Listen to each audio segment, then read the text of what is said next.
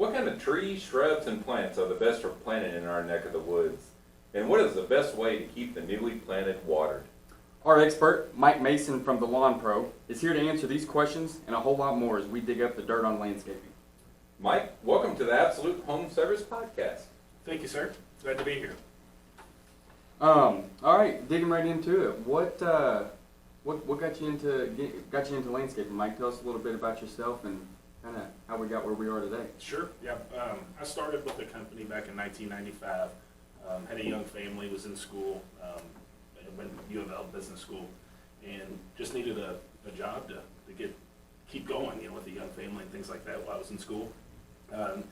Stayed in school, graduated, and I actually have a degree in finance and a minor in international business, but really found just a passion for the industry. I love being outside, love working with folks and just transforming their environment and things like that. So been with the company 25 years now, or 26 years. My wife and I actually purchased it back in March of last year, right in the height of COVID. So we don't do anything the easy way, but we fight, that's for sure. Now, is there a difference between a landscaper and a landscape designer? Yeah, mostly. Well, there's kind of three tiers, I guess, if you will, to that question. You have a landscape architect who is an actual architect with a degree in landscape architecture. And most of those guys work with designers, and they'll do the front end plans on properties and things like that. Very, very challenging things, grade changes, things like that. So where you would need an engineer, they would kind of be able to help you with that type of thing. And then a designer usually has a horticulture background, maybe has some AutoCAD, but there's not really a quote unquote degree in landscape design. And then a landscaper would be somebody that is just in the field that may or may not have experience or education, or formal education, I should say. So that's kind of, I guess, the breakdown there. Sounds like there's a lot of science to it. There is, yes, sir. Yeah. Where do you all fall in that realm? We are landscapers. Okay. Yeah. All right. How long has the Lawn Pro been around? 26 years. Okay. Wow. Long time, absolutely. So what all services do you all provide? Well, we are full service. We do landscape maintenance. Landscape maintenance is probably our bread and butter, if you will. We will do some what we call enhancement, which is kind of take this area. We want to make it look better. It's old, it's ragged, it's tired, that kind of thing. Pull all that out and change it, relay it out, redesign it, and that sort of thing. A lot of perennial mulching. Mostly commercial in the landscape side. We also do fertilization and weed control, mosquito control, that kind of thing. And most of that is geared towards the residential sector. We also do snow removal. Snow removal is actually a very large part of what we do in our business when it does snow right here in Louisville. But I actually am a certified snow professional and was president of the Snow and Ice Management Association, which is a national, we have members in North America and Canada.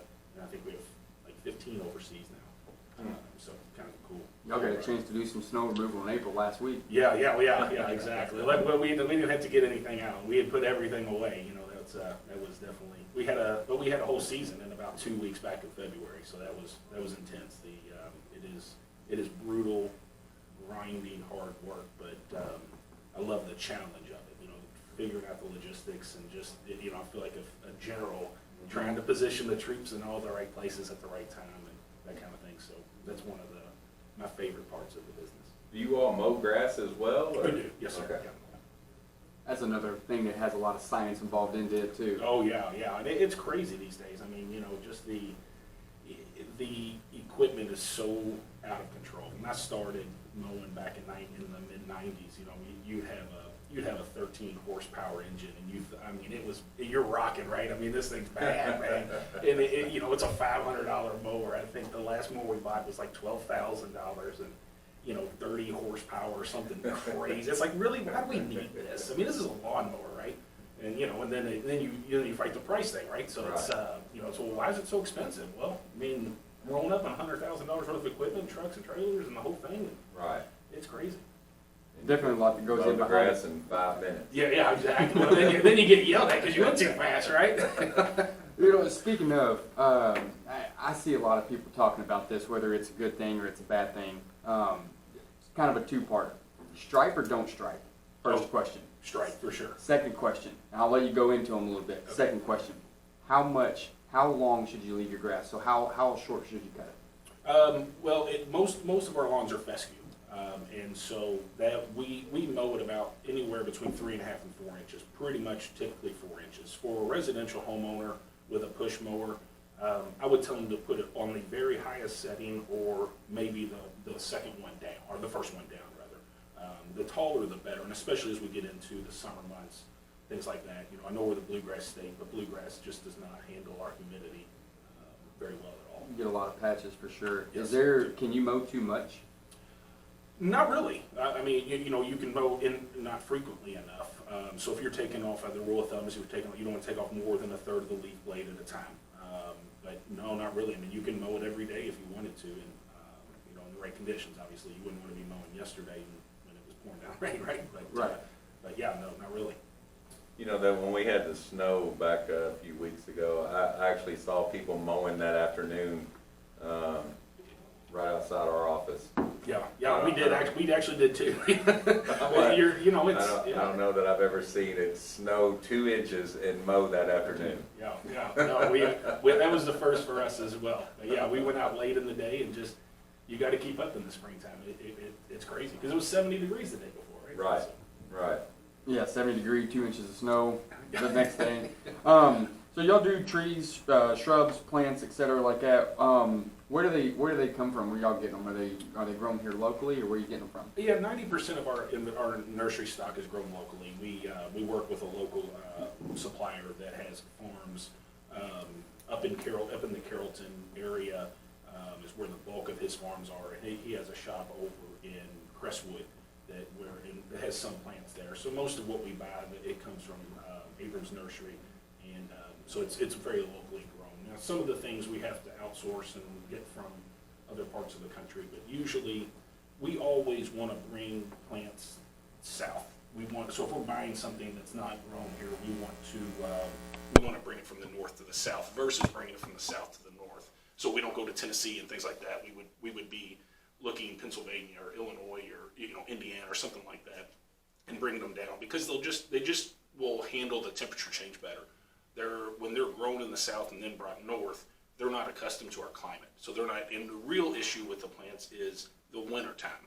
It's not so much the summer, but it's that when we get those really cold winters, when we stay below freezing for weeks at a time, or we get down in the teens or single digits, those can be very, very detrimental to plants, especially things that have been grown in the south and then brought north. No, I'm not even mad at where you get your plants and stuff from. Carrollton's actually my hometown. Okay, That's nice. Where I'm from. You get them from the nursery out there off 42. Yeah, I believe that's where he's at. Yeah, I've been out. I can't think of. I've been out there a few times with taking clients and that really wanted to really pick out trees and very specific and things like that. So Pretty big place. it is a big place. So kind of staying on the topic of landscaping, planting, things like that, does landscape, or can it increase the value of your home? Absolutely, and it varies. The return on your investment is typically, if done right and done well, you can see 100% over 100% return on your investment. So if you spent $2,000, you could see a $4,000 increase in the value of your home and the property.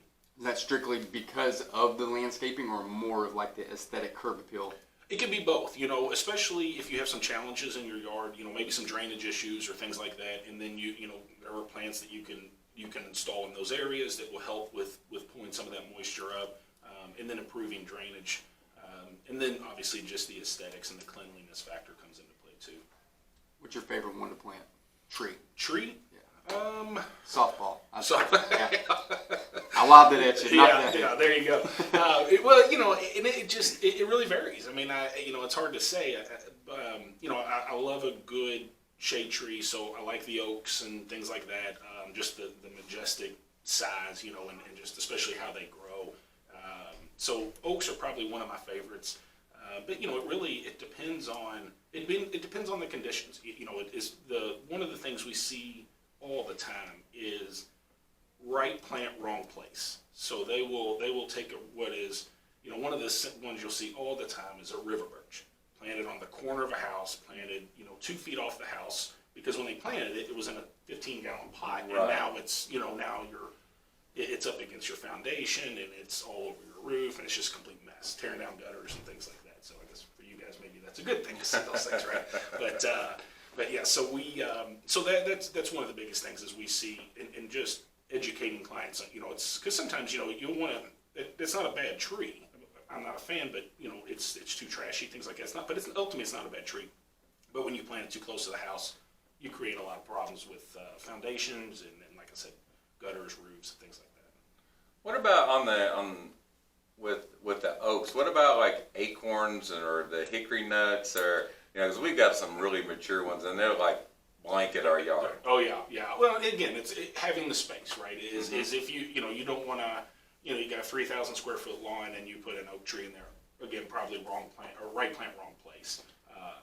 Well, I guess what I was leaning at, should I be? Well, I'm not going to do it, but should someone? Should I be hiring someone? Should someone be coming out there and raking up my acorns or my hickory nuts, or? It will.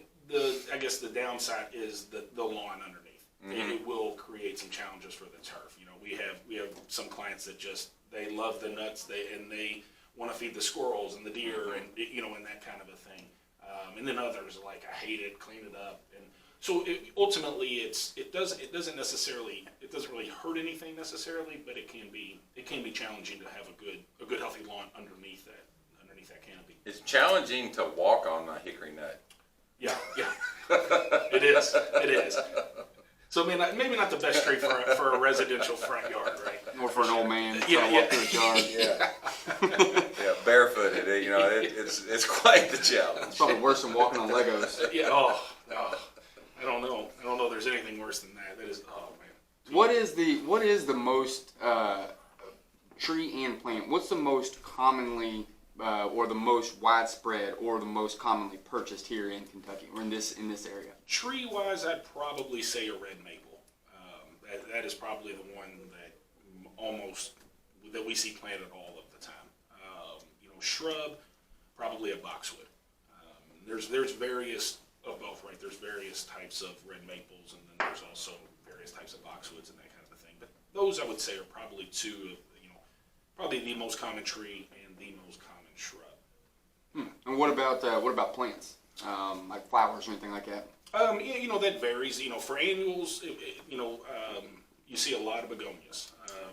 A lot of people don't like them, but it's one of those things that we tell property managers all the time. It's like, well, I don't like begonias. It's like, I understand, but they do well. Like, I want this, and it's like, well, that'll be great in Texas, but it's not so great in Louisville, Kentucky. So, picking those out, but nobody ever rides by a begonia bed and goes, that looks terrible. Right. They just always perform very well. Right. Where some of the other flat annuals can just, depending on site conditions, may or may not perform quite as well. Why do you think the red maple is the number one tree? It has a lot of value. It has very good fall color. Okay. It grows relatively fast, not too fast. Back in the day, the Bradford pear was the ubiquitous tree, if you will. You'd see they plant them everywhere. They flower. They're beautiful, and now there's none left. Until it snows? Yeah, until it snows or until the wind comes, and then it snaps, right? Well, the problem with that tree was it grew so fast and the leaves were so dense and heavy on it that it was just like holding the tarp up in the air in the middle of a windstorm or a snowstorm or something like that. So the bark would be weak. Right. Just because of the color, because of the speed of the growth, it has a nice, it'll grow fairly quickly, but again, not too fast. So people like that, right? They kind of want that instant gratification. So just being able to get there quicker is desirable. Is it pretty drought tolerant, I'm assuming? It is, yeah. Especially after it gets, after the first few years, when it's gets its roots established, it really will do fairly well. Nothing will not live with water, right? Right. Everything's got to have some water, but once it gets itself established, it'll do well.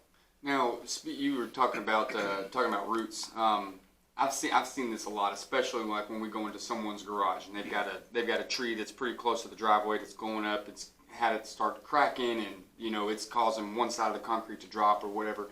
I'm fairly certain that when you all are going through your planning stages and whatnot, or trying to design what's going to go where, we're looking for things like that. What can homeowners do that want to plant their own? How do they go about knowing what to plant where? Research, get online, understand what the mature height is going to be, understand the mature canopy size, just what it's going to look like when it's grown. A lot of times people don't realize how big things are going to get.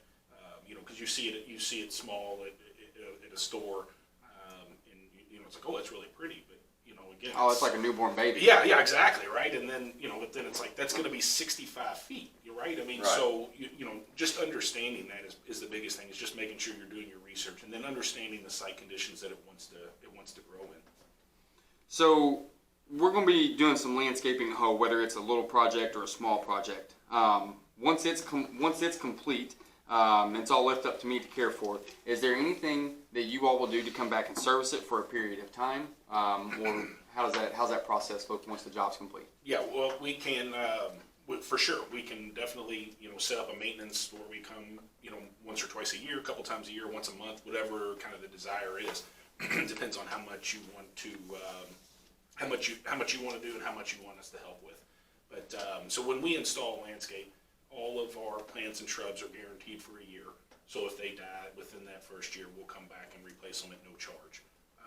But yeah, we can definitely help with the ongoing maintenance, or if you just need some help with the heavy lifting, getting things in the ground. We see a lot of that in the residential world, right? I love gardening, I love doing these things, but I can't physically do this or that, and so we'll help get the bones established, and then they'll want to do the ongoing maintenance themselves. Now, what kind of maintenance is recommended or required for the typical residential application? Usually 2 or 3 times a season, depending on the plant material. It kind of depends on what they have in their lawn, or in their yard, rather. Excuse me. Some things need to be trimmed 2 or 3 times a year. They grow fast, or things like that. Or a lot of times you'll have an initial spring flush. Things will come out, they'll grow, flower, go through that. And then, at that time, that's when you want to be doing a lot of pruning after that initial flush. Like your azaleas and things like that that bloom in the spring, you want to prune right after they stop their flowering. That way they'll put new growth on. And this is standard, not, not 100% for every single plant, but generally speaking, when something flowers, you want to prune kind of right after that, because most of the time they flower on what is their new wood. So you would prune it off, it put more growth on, goes through the summer or through the winter, and then it goes back to spring and it would flower on that new wood again. There are certain plants that flower on their old wood, and again, doing the research on what you're putting in, that would help, and we would guide in those types of things and care for. So when we do planting, we leave care instructions, this needs pruning at this point, and that kind of a thing, so that they're educated. Our number one goal is to educate the homeowner to what they're getting, so that the money that they're spending, they get real return on value. They get real value and a real return on their investment. Absolutely. Is there, do you leave some sort of like a packet? Let's say, for example, if you're at my house and you recommend this care sheet, this care sheet, this care sheet, do you all have something set up to where, like maybe like a membership or something like that, to where we could get that set up to where I don't have to worry about it, and I know that you're going to come and take care of it? Absolutely. What's that look like? Yeah, we do, again, it kind of meet to whatever needs you have. Again, if you want us to come quarterly, you want us to come monthly, whatever, and then we would let you know kind of, and depending, if I don't want to pull any weeds, I don't want to do anything. I just want to pull in my Complete driveway. package. Yeah, you do exactly. We right. can do that, and we down to just, I just need you to come and prune the trees, or we've got this foster holly that's 10 feet tall that I can't reach and I don't have the right equipment for. So can you come do that kind of a thing? So it's hard to say, because there's not one. It's like everything, right? There's not one application that fits everyone's needs. So we want to tailor that to the customer to make sure that they get exactly what they need, because what they need may not be what you need, and that kind of thing. If you have ornamental grasses or something like that, those typically get cut back in the fall. One might require more attention or different type of care than the other. Yeah, exactly. What is there a better time of the year to install landscaping or not install landscaping? Yeah, I like the fall. I think the fall is the best time to install. Now, with that, kind of the caveat to that is I like to put perennials in the spring. I stay away from the summer, generally speaking. And the reason for that, specifically like trees, for instance, trees get dug in the falls once they go dormant. So we like to get those in actually kind of through the winter. I guess ultimately, if the weather and the ground will allow that to happen, because they're out of the ground for the least amount of time. And I like that, planting things that can kind of harden off. They'll get that first winter and then really ready to go for the spring. And they'll develop a root system that's a little bit stronger when we get to the summertime, when we get those drought conditions. That's my personal, and spring is a great time. But a lot of times you do have a little more care in the summertime to make sure things are staying watered. Now, you've mentioned some vocab like annual and perennial. What's that mean? Sure. An annual is flowers one time. It's a one and done kind of a thing. So you would plant it. It will not come back over the winter. A perennial will return. You would plant that, and it would come back year over year. And they're usually smaller, softer, flowering types. Is there going to be more of a cost associated with the perennial, something that's going to come back time after time? Yeah, yes and no. I mean, the annuals can be expensive. It's a one-time thing, so you only get it once. So it may not be as much of a value, but you get a much greater aesthetic value. So they look nice for that season, and they're gone. Where the perennials, they do come back, but they usually come back and they flower once, 2, 3 times a season, and then that's it. So they're not in bloom or in flower the whole summer where an annual would be. I was always curious on, with annuals, when that plant is in the wild, how does it reproduce itself? Well, it doesn't. Yeah. So they're grown. The annuals are grown from seed and in greenhouses and managed. Okay. So they're developed and then that kind of a thing. So they're not necessarily growing in the wild. Now, certain things here that we would consider an annual in South Florida would be a perennial. Oh, okay. Because it wouldn't. The climate is so much different. So that's kind of a lot of things. A lot of times we're bringing things from. In that situation, we're bringing things from the south up north to for just the growing season that meets their climate need. That's pretty interesting. I didn't know that.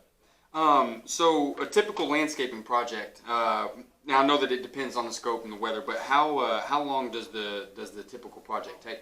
Well, to your point, it depends on the scope, but usually most jobs 2 or 3 days. And if it's a larger project, obviously, then it could be weeks, months, years, even. But your standard single-family home in a residential neighborhood, we want to redo this or that. We go in one day, tear everything out that's coming out, start prepping beds. The next day, we would either finish prepping beds and then install material and mulch and that kind of a thing. So it usually runs 2, sometimes 3 days, depending on the size of the project. Being that you brought up mulch, well, I've had this conversation with several people. Rock versus mulch. What's mulch? Yeah.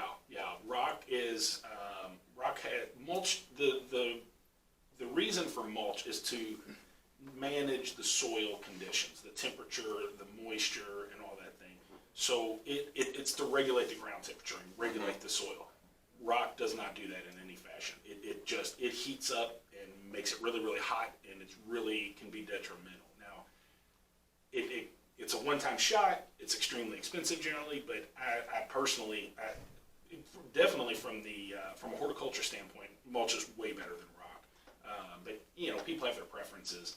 I prefer mulch for sure. My wife definitely she prefers mulch as well, which I also do. I like to look at it, but I'll tell you something funny. 2 weeks ago, I come home and I see that she's posted a picture of our flower bed, which is all that little bit larger than golf ball size rock. Okay. All right, she's posted a picture of it, of free rock on Facebook.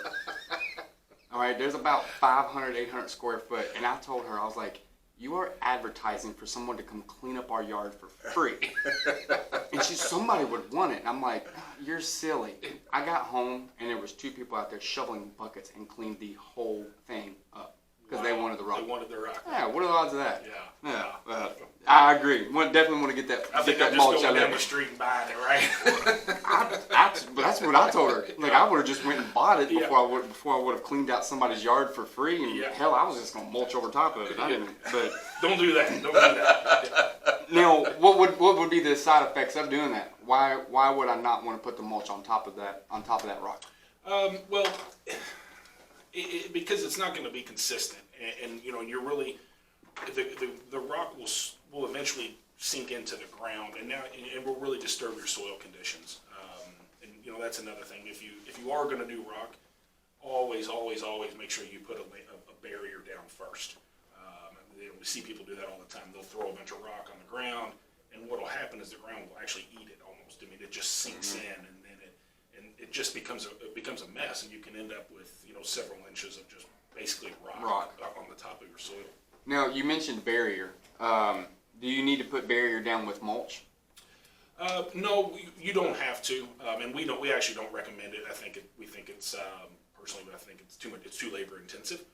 But if you're going to do rock, you have to, and the mulch will break down into the soil, and typically in the right mulches, the good ones will somewhat improve your soil. You know, specifically like your pines. Like my favorite mulch is pine straw.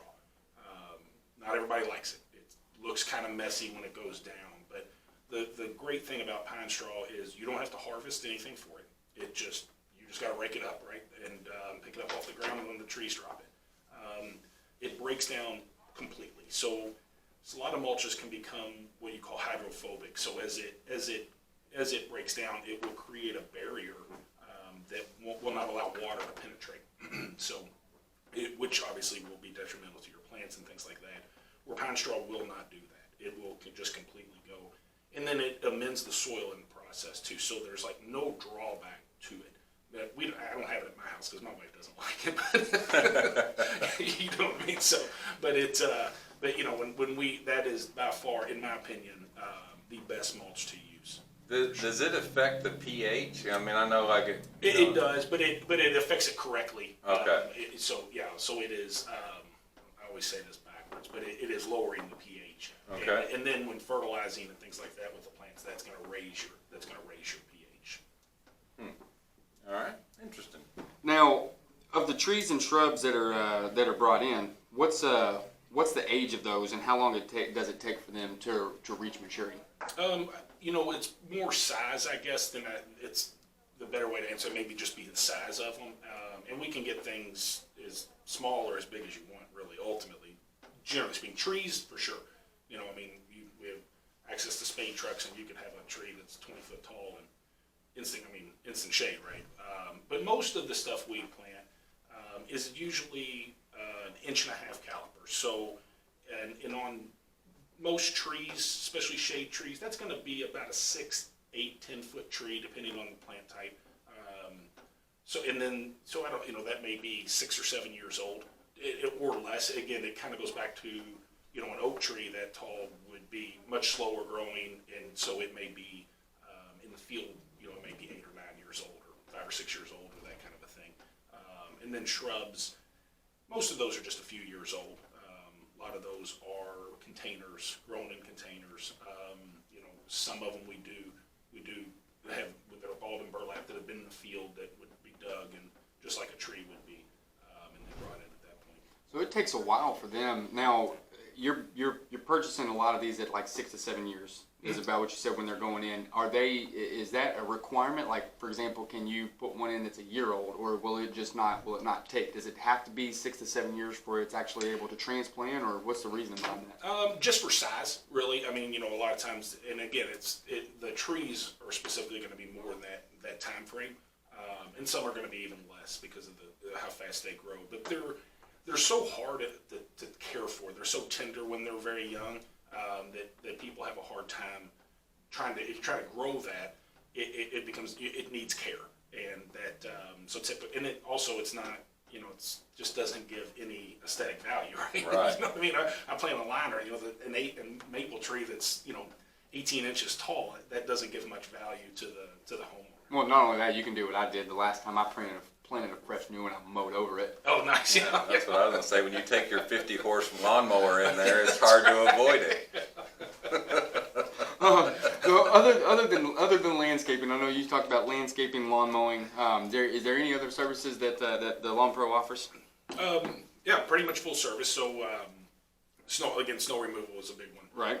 But yeah, that's lawn maintenance, fertilization, weed control, tree and shrub care, fertilization, disease control, things like that, and then just your landscape maintenance functions and things. Talk about the disease control a little bit. What do you mean by that? How are we? What are we doing during that process? Okay, well, certain, not every plant has issues with diseases, but like azaleas can be susceptible to lace bugs or insects and things like that. So we have a program that is a preventative, and it's an IPM approach so we're inspecting the plant, so it's in the kind of inspection plant management, and so we're not always applying fertilizers or fungicides or chemicals. We're looking at the plants and with an approach to minimize the inputs from synthetic chemicals and things like that, so that we can catch things early instead of showing up in the plants covered with lace bugs or whatever disease they may have. That would be an insect, obviously, but so we can get those things early to prevent them from having issues. So for those homeowners that are DIYers. There we go. Give me a second. I'm catching up. Sure. I'm halfway through my coffee here. So those that are DIYers, is there anything that they can do at home that you would recommend to help with that? They just don't want to pay for the professional help. What can the typical homeowner do? Just walk around and pay attention. Look at the plants. Any discoloration. One of the things is to look on the underside of the leaf on a plant. That's where most of your insects, things like that, that's where you're going to identify and see things. It's just really just watching the plant as it changes. Some things are, plants change because of stressors of different kinds. It could be water, too much, too little. It could be an insect. It could be a fungus or a disease. But just inspection. Just inspect them, look at them. If they see changes, check on, with the internet today, you can figure out almost anything, right? There's an app that I have on my phone that you take a picture of the plant, it'll tell you what it is, and the whole thing. Yeah, so it's kind of cool, even when there's no leaves. Is that a free app? Yeah, no, I think there is a free version of it, but it's not. I think it's like $3 or it's not much at all. I can't. It's like. Can I borrow $3? Yeah, I got you. Only if I can borrow $3 tomorrow. I thought you know everything. You don't need an app to tell you anything. No, I did not know that. Yeah. Because in the wintertime, I like to identify some trees, and I'm like, and I got a friend that's a logger, and he's like, oh yeah, that's a whatever, and I'm like, how the heck you know? I get people what that do is? that too. Looking at this with no leaves, and and know what kind of tree that is. Probably the same way we can be doing 50 miles an hour down the road and go, oh, there was a Safeway door. Yep. Pretty much doing it. Yeah. How does homeowners reach you? So what's the process of getting something scheduled? Estimates, are they free? Like how do we go about that? Yep, the estimates are free. So we'll come out and do an initial inspection and kind of an initial consultation and talk to kind of understand what you're looking for and what kind of project you're looking for, that kind of a thing. If we do a design or a drawing, we charge for that. There's some pretty extensive time that goes into that. But what we do is we'll charge for that, and then it's theirs. It's their design. So if they choose to take it and go install that themselves, or go hire someone else to install it, they have paid for that design. If we do the installation, then we would credit that back against the project. So if we charged $100 to do a design and the project was $1,000, they would get that credit back for that. So you can reach us at 266-9525, area code 502-266-9525. We're on Facebook at The Lawn Pro and www.thelawnpro.com. What about? I have this at my house, but you can knock it if you don't like it. But It's okay. What about concrete curbing, like the edging? Yeah, not a fan, but I get it, and it does have its value, and aesthetically it looks nice. I like a clean, crisp, spade edge with a nice clean line between turf and bed. But When I take my 40 horsepower mower, it is wonderful because then I can hit it, bump it, and I've never torn it out of the ground. Yeah. No, it's again, it's a, as we say, it's like people ask, do you like it? Looks good from my house, you know what I mean? Like and everybody has their preferences, and I would never put it in my yard, but I wouldn't be mad at you for having it in yours, right? And it does create some value for sure. It doesn't hurt the actual landscaping though. There's no negative effect there. No, the only thing would be is where we see the biggest issues is when it's around a tree, and as that tree grows, that ring, that concrete ring, is not large enough to accommodate the root and the development, the root growth and the growth of the tree. So you'll see them; they'll bust. The ground will the roots and things the ground will heave and then will crack them. What about your service area? How far? I mean, your office is here in Louisville, I'm assuming. And how far do you only service Louisville? You serve surrounding counties, or? Yep, we go into southern Indiana, and then we service Oldham, Jefferson, Shelby, Spencer, kind of the Metro. The metro area. We'll go, I guess, like south out towards Dixie Highway, and then north up towards in southern Indiana. Okay. And then, I don't know if we touched on this, but what about like lead times? If I said, hey, I want you to come out and redo my whole yard, landscaping, what are we looking at? We'll see you next year. No, normally 4 to 6 weeks is pretty standard. That's kind of where we try to keep it. And we were speaking earlier, just the availability of help is a challenge, is a real challenge that we're facing, and the industry as a whole is really facing that across the country. But as are many industries and trades. But yeah, we typically are have about a 4 to 6 week backlog. Okay.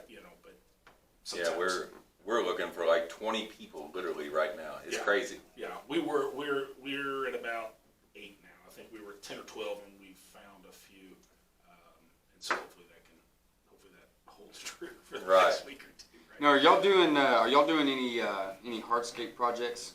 Not anymore. We used to. Yeah, we did for a while. What's a hardscape? Anything with like a paver patio, or retaining wall, anything with a stone, I guess, type of. You didn't like concrete, remember, James? Yeah, no. when we were doing a lot of hardscape, that was our favorite saying was the one thing we love about one thing you can say for sure about concrete is it's going to crack. Yes. And so pavers will float, and so we do subcontract that if we have a project that the homeowner would want that. We have subcontractors that we use for that service now. We used to do that in-house, but we don't anymore. Now, I know that you said that a lot of y'all's projects, they range. I mean, it can probably range all the way down from just your standard lawn care all the way up to just a big, huge project. On those, do y'all have any like financing options or anything like that you can run people through? We don't, but we will. But we usually on those larger projects, we'll stage it. So we always want to be we don't ever want to be ahead of the customer where we're holding money that they haven't paid for a service for. We'll usually do a deposit of some kind to get started, and that covers. And it varies. We work with people. We're not real hard fast about things. We want to protect ourselves, obviously, as a contractor, but we want to protect the homeowner as well. And so that way, we're not ever out in front of them. But we don't currently do any kind of 12 months or any work with an external finance company for that. So, and I hate when people ask me this question, but let's say, I have a fairly new house and there was almost no landscaping done. What kind of, range are you typically looking at? Is that like a couple $1,000, $10,000? What's that typically look like?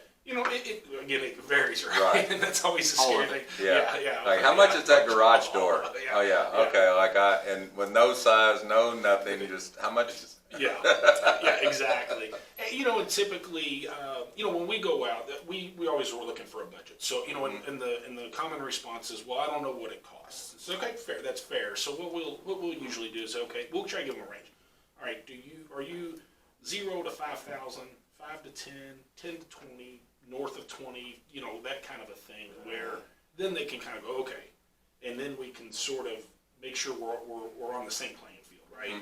Because people will tell us, I want this, I want that, blah, blah, blah, blah, blah, and the estimate comes in at $18,000. Well, I thought it was going to be like $3,000. It's like, ugh. So we learned that early, right? I mean, just to get in front of that. And so, but I guess, your standard landscape residentially is probably going to run $5,000 to $10,000. Okay. And I watch Mark Weinberg locally, and every day he is like, do not plant before Derby. Yeah. Don't plant anything. So what's the whole deal on the don't plant before Derby? Well, most of that is going to be annuals, and that is frost. Okay. Frost will wipe out, cover your trees, your newly flowering things. And this year we had 2 inches of snow, but it actually wasn't very cold. And, I don't know that we barely got below freezing. And it wasn't long. No, and it wasn't long, exactly. But when we get those, last year, we had a really hard frost. And so, the Japanese maples was a very, very, very common tree. You see them everywhere. They got just knocked sideways because they're just starting to leaf out, and that frost hit them and knocked them sideways. But we hate the Derby the first Saturday in May. Right. We would like to see that, the second or third Saturday. Matt Bazell, the horticulture manager at Churchill Downs, I've talked to him. I'm like, any chance you can get them to push that back a week or two, you know what I mean? So that we can, because it's so hard for us too. I mean, we have a lot of, everybody wants their place looking great for Derby, want all their flowers in, and just really, really nice. And, when we have 2 inches of snow in April, and we have all these things, it just makes it very challenging for a landscape company to meet all those needs. Okay. Sure. So your demand is probably pretty high right around there. Yes, yeah, very high, very high. So anybody that's wanting to get this project done, probably would be smart for them to get on the schedule sooner rather than later. Yes, yeah, absolutely. And it's we have so many commitments through the month of April that we've been doing for again, we've been in business 26 years rather, and so we've been working with the same people for a long time, and so now they we just that's their time. This is when we're coming, and they want everything done before Derby, and they want annuals in, and that kind of a thing. I mean, and so it makes it hard to fit people in during that time. And so we have an all staff meeting on Friday morning. It's kind of a team huddle. We're talking about it. It's like this is like the preseason is till Derby, and then the regular season, which is much more comfortable, I will say, starts next week. Right. Because the problem is if one person has a deadline, we can work our schedules to meet that. But you have hundreds of customers that all have the same exact deadline, right? So it's like you can't. There's no finessing that. You know what I mean? To fulfill all those needs. Now, are you all doing any kind of? Do you do any type of new construction work, like new landscaping? Not really. Typically, we have like friends and things like that. If they're building a home, we'll usually, we'll tell them to pull the landscape budget out from the builder. Most builders. So they take that $50 out. Exactly. Yeah, exactly. That's kind of how it is. You know what I mean? They have a $1,000 budget. It's like, okay, I mean, and we've got a landscape, so and it just is never the work that we enjoy. So we don't do much in the new construction. Understand that. Yeah, neither do we. Yeah.